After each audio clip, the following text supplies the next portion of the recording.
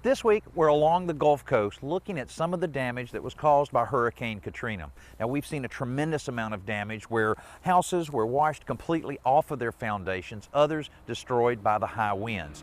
But one thing that we've seen in almost every house we've looked at is some type of roof damage, particularly blown shingles like we have on this structure.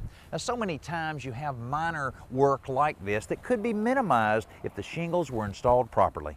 Almost every manufacturer of asphalt shingles requires a minimum of 4 fasteners per shingle.